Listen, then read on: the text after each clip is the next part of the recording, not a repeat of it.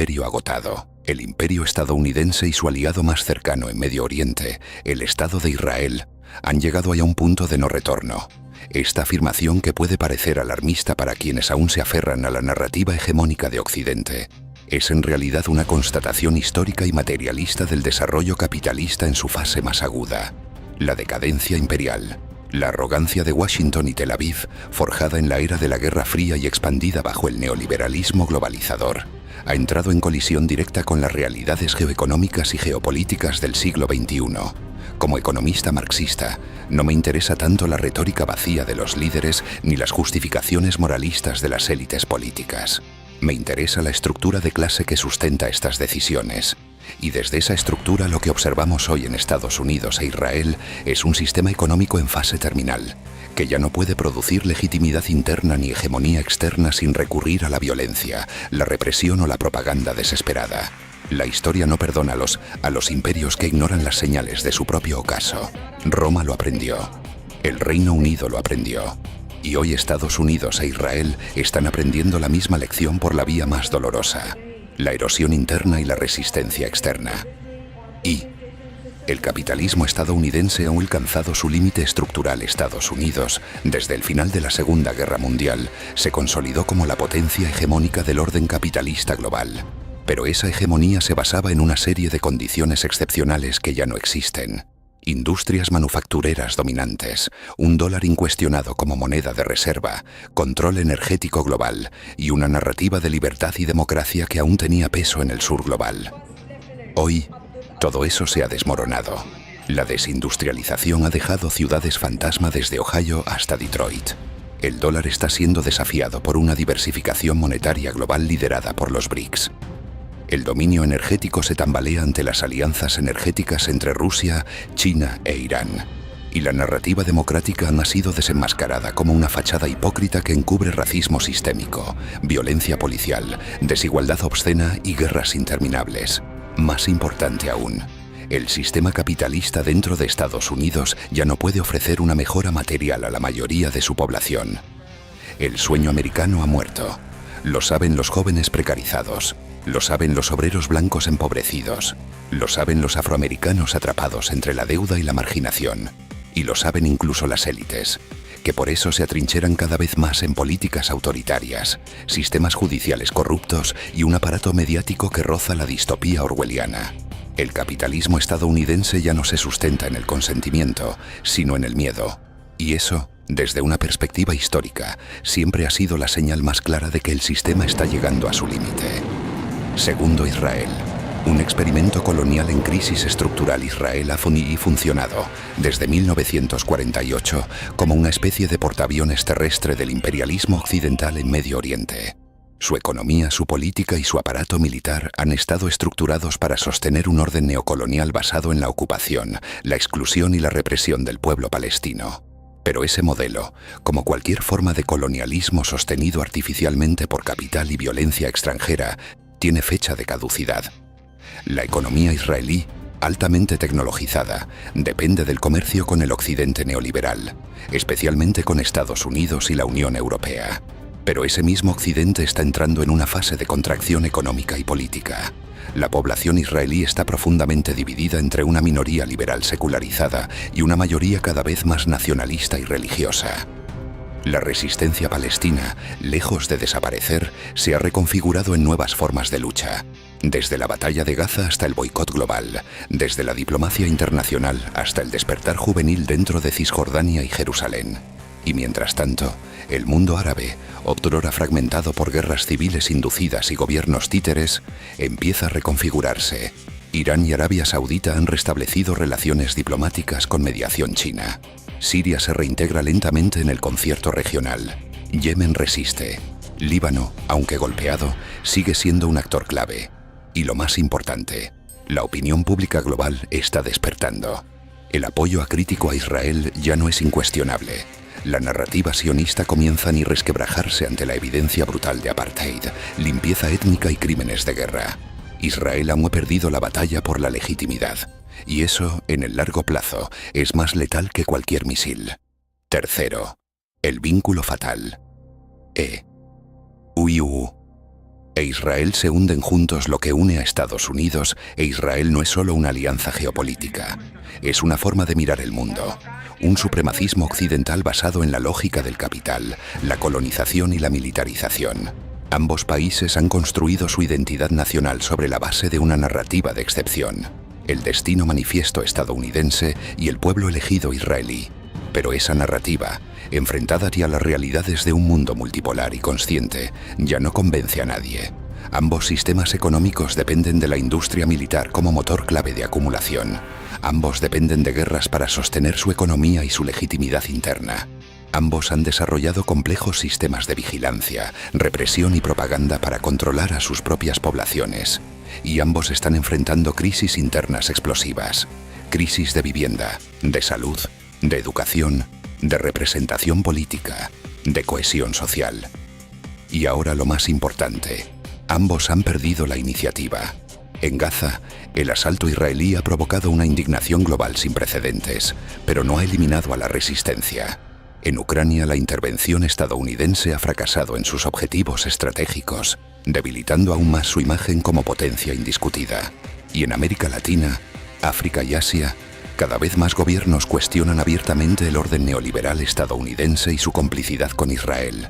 La caída de un imperio no ocurre de un día para otro, pero hay momentos en que la dirección es irrevertible, y ese momento ha llegado. Cuarta. ¿Y ahora qué? Desde una perspectiva materialista, el fin del camino para Estados Unidos e Israel no significa necesariamente una explosión catastrófica o un colapso apocalíptico al estilo Hollywood. Significa algo más profundo. El desmoronamiento gradual, pero irreversible de un sistema que ya no puede regenerarse. Como ocurrió con el Imperio Británico, como ocurrió con la URSS, el sistema colapsa desde dentro antes de ser derrotado desde fuera. Lo que viene será un proceso largo, contradictorio y sin duda, doloroso. Estados Unidos podría caer en un autoritarismo aún más abierto, como mecanismo de control interno. Israel podría derivar hacia una guerra total regional en un intento desesperado de sostener su hegemonía. Pero ni el autoritarismo ni la guerra detendrán el proceso histórico. Solo lo harán más violento. La alternativa, por supuesto, no es el caos ni el vacío.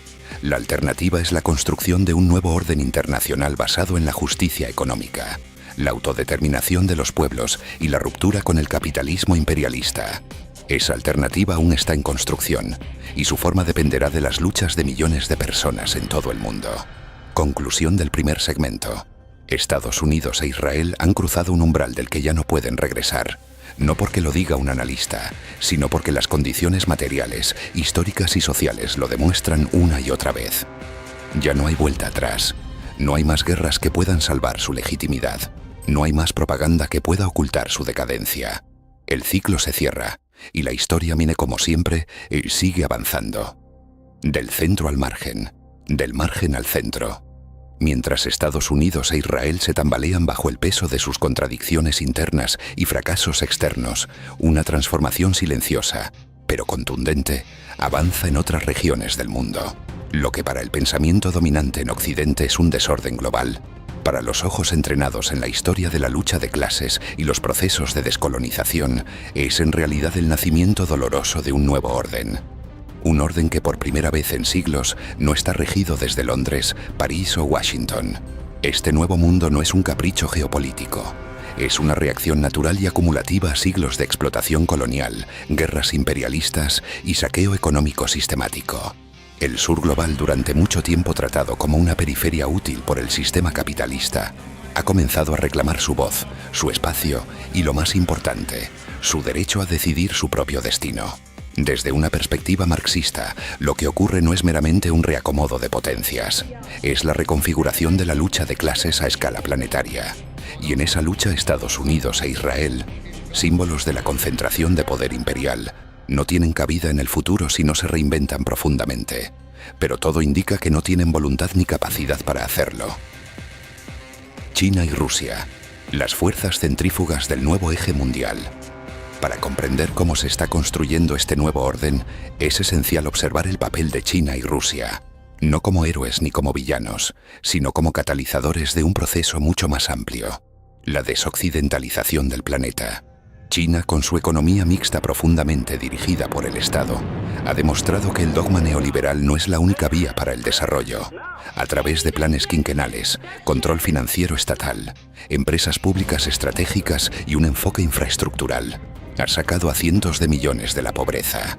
Y ahora, con su iniciativa de la Franja y la Ruta, BRI ofrece a decenas de países del sur global una alternativa concreta al modelo de deuda y saqueo del FMI y el Banco Mundial.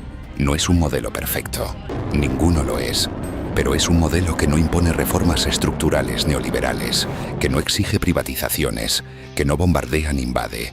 Rusia, por su parte, ha adoptado un rol más político y militar en esta transformación.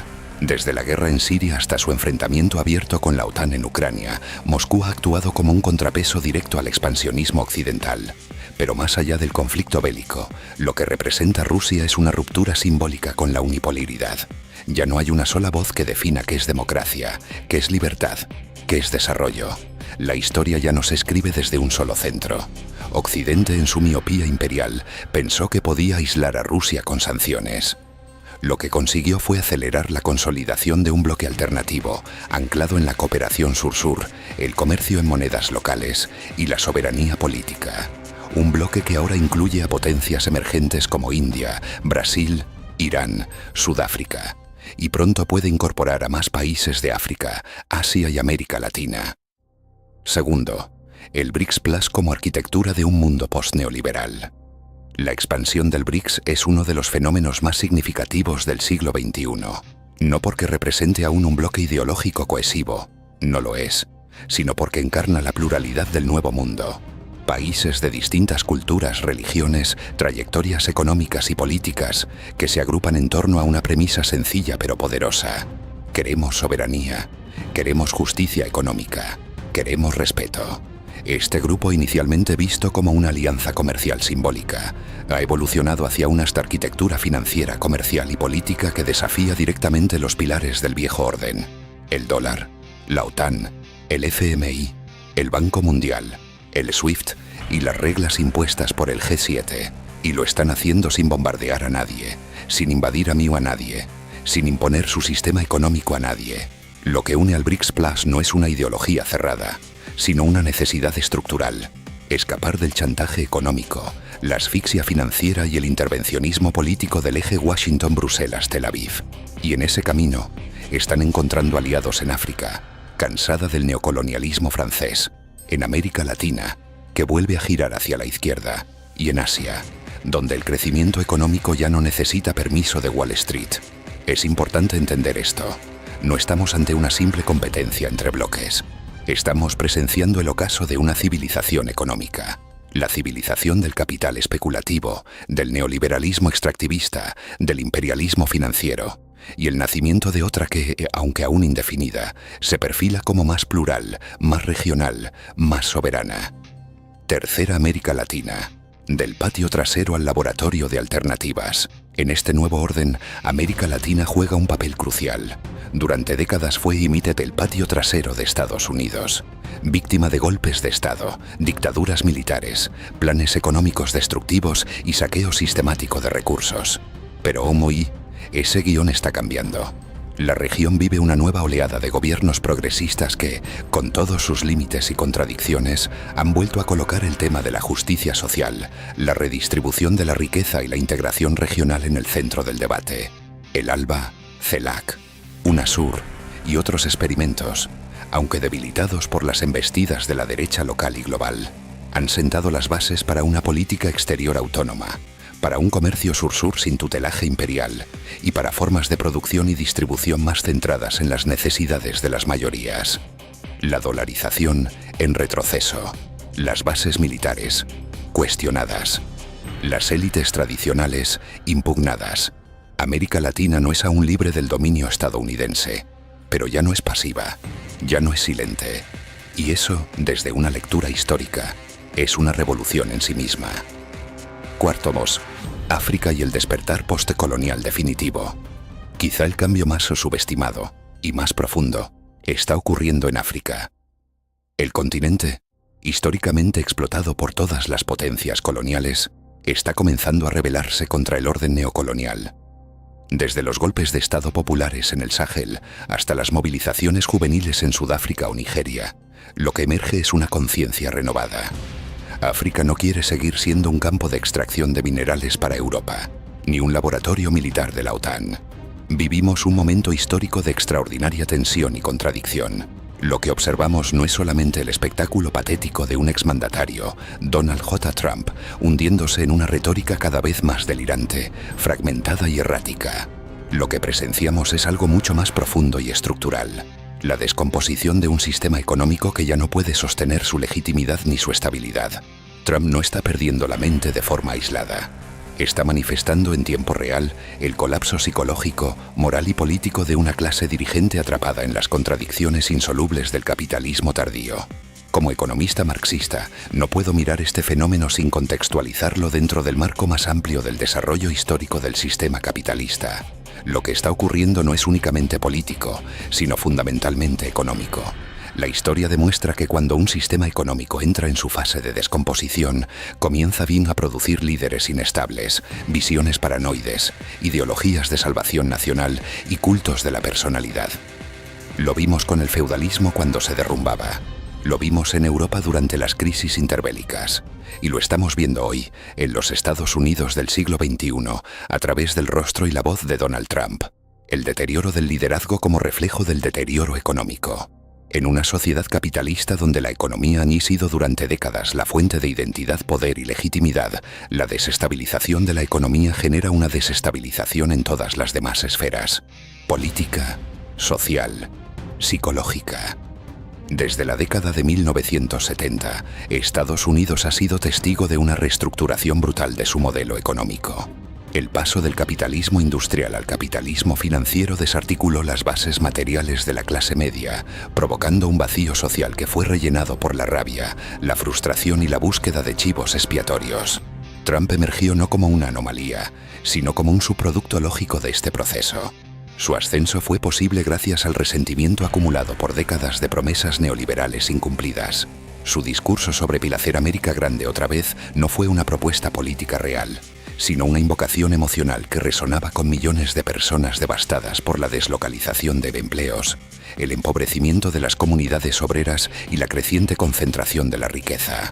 Su popularidad fue, en efecto, la consecuencia de una estructura económica que ya no podía generar cohesión social.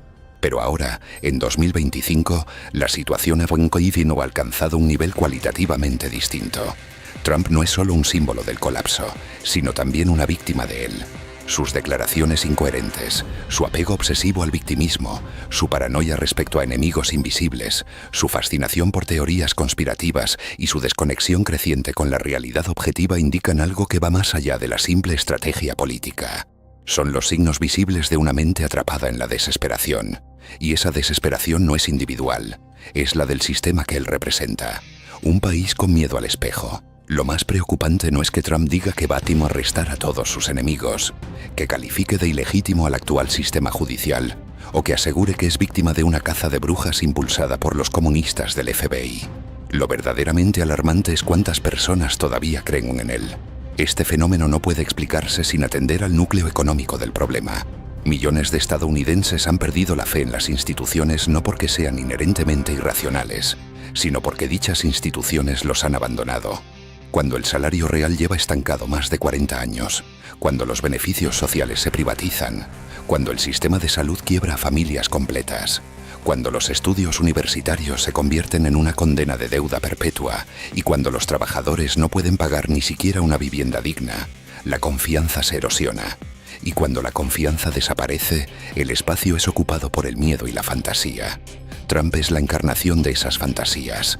El millonario que dice la verdad, el outsider que lucha contra el sistema, el patriota que defiende al pueblo. Pero nada de eso es real. Lo real es que Trump ha sido y sigue siendo parte de la misma élite económica que saqueó el país. La diferencia es que él supo traducir el lenguaje del resentimiento popular en una forma de espectáculo político. Y ahora, mientras su mundo se desmorona con juicios, escándalos, prohibiciones y derrotas legales, está perdiendo el control de esa narrativa. Por eso se vuelve más errático, más violento, más desquiciado. La angustia del capital proyectada sobre el cuerpo político. Hay una tendencia peligrosa a psicologizar los comportamientos de los líderes políticos como si fueran puramente individuales. ¿De qué otra manera podemos entender a un expresidente que promete venganza como eje central de su nueva campaña electoral? Que lanza amenazas abiertas contra jueces, fiscales y periodistas. Que promueve una visión apocalíptica donde él es el único salvador y todos los demás son traidores, criminales o agentes extranjeros. Esta lógica de yo o el caos no es nueva. Históricamente ha sido la herramienta de líderes autoritarios en contextos de declive estructural. Lo grave es que ahora se reproduce en el país que alguna vez se presentó como la cuna de la democracia liberal. Trump no está loco en el vacío. Está manifestando con teatralidad y cinismo el colapso emocional de una clase dominante que ya no sabe gobernar ni justificar su poder. Lo que antes se ocultaba tras tecnócratas, expertos y discursos meritocráticos, ahora se expresa con gritos, insultos, delirios y paranoia. Y la economía está en el centro de ese colapso. La crisis económica, madre de todas las crisis. Los niveles de desigualdad en Estados Unidos alcanzaron en 2024 cifras que rivalizan con las de principios del siglo XX. Mientras el 1% más rico acumula más del 30% de la riqueza nacional, más de 60 millones de personas viven al borde de la pobreza.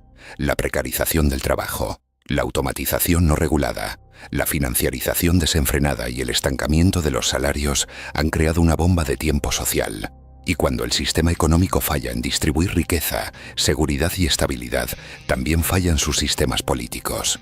La democracia representativa, tal como ha sido organizada bajo el capitalismo, depende de una base mínima de prosperidad compartida. Cuando esa base desaparece, se abre la puerta al autoritarismo. La gente busca certezas, líderes fuertes, culpables externos. Trump ofrece todo eso en un solo paquete, aunque lo haga desde la incoherencia y la megalomanía. Por eso no debe sorprendernos que su retórica se haya tornado cada vez más errática. Es un reflejo del colapso económico sobre el que se levanta el edificio político estadounidense. Su pérdida de la mente es también la pérdida de la razón estructural de un sistema que ya no puede justificar su propia existencia. El loco o el portavoz del sistema. Hay quienes aún insisten en que Trump es simplemente un oportunista, un bufón, un caso aislado. Esa lectura es profundamente superficial. Trump no es la excepción. Es la expresión más honesta, aunque grotesca, de lo que el sistema ha producido. Es el resultado inevitable de una economía que valoriza el espectáculo sobre el contenido, la ganancia sobre la ética, la imagen sobre la sustancia. Es el síntoma de una cultura política reducida a entretenimiento, de una economía que ha externalizado su dolor y de una sociedad cuya cohesión ha sido rota por la codicia institucionalizada. Y es por eso que su caída no es suficiente. Incluso si Trump desapareciera mañana de la escena política, el problema seguiría ahí. Porque el problema no es solo Trump, es el sistema que lo creó, lo encumbró y ahora, en su fase de descomposición, lo está empujando al borde de la locura. Lo que estamos viendo no es simplemente un individuo perdiendo la cordura. Es un imperio económico-político mostrando sus grietas, sus temores y su inevitable declive. El capitalismo agrietado y el ascenso de Trump. Para comprender el ascenso y la actual radicalización de Donald Trump, y por extensión su colapso retórico y emocional visible, debemos examinar el contexto histórico y económico que permitió su surgimiento. Trump no llegó como un cometa aislado que rompió la atmósfera de la política estadounidense. Llegó como resultado lógico de un sistema económico que lleva décadas deteriorándose, produciendo desigualdades estructurales, precariedad social, alienación masiva y una profunda desconfianza en las instituciones. Lo que propongo aquí es una tesis que va más allá de la narrativa liberal estándar de que Trump es simplemente una figura aberrante, autoritaria y peligrosa. Lo es, pero también es algo más. Es una manifestación necesaria de un capitalismo que al entrar en su fase senil, ha dejado de poder ocultar sus contradicciones bajo el barniz de la democracia liberal. Como ocurrió en múltiples momentos de la historia, desde la Roma tardía hasta la Alemania de entreguerras, el colapso económico tiende a producir líderes que apelan al resentimiento, al nacionalismo vacío y al espectáculo emocional como mecanismo de control. El desmantelamiento neoliberal de la economía productiva. Desde finales de los años 70, el capitalismo estadounidense experimentó una transformación profunda. Lo que en las décadas de posguerra fue un capitalismo productivo, centrado en manufactura, inversión pública y acuerdos relativamente estables entre capital y trabajo, fue reemplazado por un modelo neoliberal centrado en la desregulación, la globalización, la financiarización y la redistribución regresiva de la riqueza. Este proceso no fue accidental. Fue implementado con precisión por las élites empresariales, financieras y políticas en respuesta a la caída de las tasas de ganancia, la inflación de los años 70 y el desafío creciente del movimiento obrero. El resultado fue una transferencia masiva de riqueza desde las clases trabajadoras hacia las clases propietarias. Bajo Reagan, Bush, Clinton, Bush hijo y Obama, se consolidó un consenso bipartidista que dejó a millones de trabajadores sin representación real. Mientras las corporaciones crecían y los mercados financieros florecían, las ciudades industriales se convertían en paisajes de ruina. Esta decadencia económica no se dio de la noche a la mañana. Se desplegó en silencio, desplazando industrias, cerrando fábricas, congelando salarios y destruyendo la noción de estabilidad generacional. Para muchas familias, el sueño americano pasó de ser una meta alcanzable a una fábula cruel. Y es en ese terreno fértil de resentimiento, inseguridad y traición percibida donde germinó la figura de Trump. El vacío político y el surgimiento del outsider, y medida que el Partido Demócrata se alejaba del sindicalismo y abrazaba el mercado como ideología central, especialmente a través del nuevo centro clintoniano, millones de trabajadores se sintieron abandonados. El Partido Republicano, por su parte, se volvió una herramienta cada vez más abierta de los intereses corporativos, centrado en la desregulación y la reducción de impuestos para los ricos. La política se convirtió en una tecnocracia al servicio del capital financiero. Trump supo capitalizar ese vacío, no porque tuviera un plan económico coherente o propuestas viables, sino porque supo hablar un lenguaje emocional que hacía décadas no se escuchaba desde la élite. No importaba que fuera falso. Decía cosas que sonaban verdaderas. Denunció los tratados de libre comercio, prometió traer de vuelta los empleos, culpó a las élites de Washington y apuntó contra los inmigrantes como chivo expiatorio. En otras palabras, recicló la vieja estrategia del populismo de derecha. Decirle al pueblo que su miseria es causada no por el sistema, sino por elementos corruptos o externos que pueden ser eliminados. El problema es que millones de personas ya no sabían distinguir entre la causa estructural y el síntoma superficial. Cuando una familia ha perdido su casa, sus empleos, su acceso a salud y sus expectativas de futuro, no está en condiciones de hacer análisis dialéctico. Está en condiciones de buscar redención, venganza y, sobre todo, identidad. Trump ofreció eso.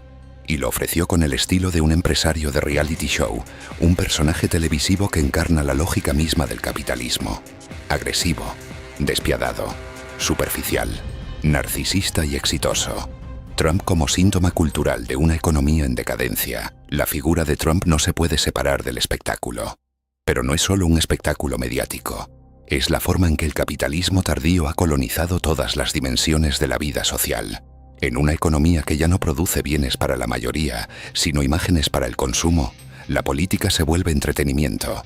Y en ese espectáculo, el ganador es aquel que grita más fuerte, que humilla al otro, que impone su voluntad sin importar las reglas. Esa es la ética que ha dominado décadas de cultura corporativa. Trump simplemente la llevó al escenario político. En ese sentido, Trump no es una aberración. Es una destilación del ethos capitalista neoliberal en su forma más pura. Se burla de la corrección política, porque para él el lenguaje es una herramienta de dominación, no de comunicación. Miente sin remordimiento, porque en su visión del mundo no existen los hechos, solo narrativas que deben imponerse. Y desprecia las instituciones, porque representan límites a su voluntad de poder. Esta psicología no es personal, es estructural.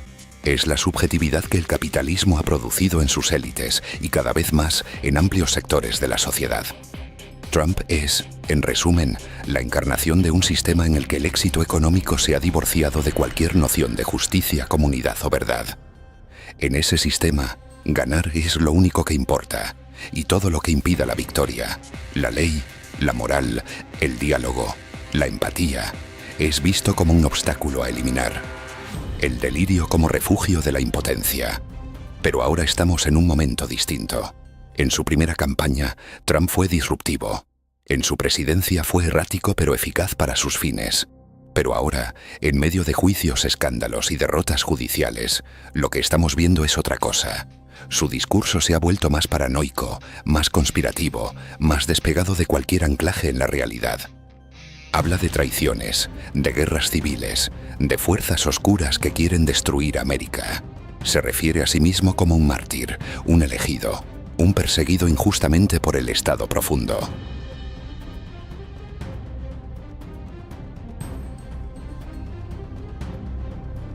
E Israel se hunden juntos, lo que une a Estados Unidos e Israel no es solo una alianza geopolítica, es una forma de mirar el mundo. Un supremacismo occidental basado en la lógica del capital, la colonización y la militarización. Ambos países han construido su identidad nacional sobre la base de una narrativa de excepción, el destino manifiesto estadounidense y el pueblo elegido israelí. Pero esa narrativa, enfrentada a las realidades de un mundo multipolar y consciente, ya no convence a nadie. Y con esto concluimos este video. Si te gustó el video, por favor dale like, suscríbete y activa la campanita para disfrutar de más historias interesantes. Me despido, adiós.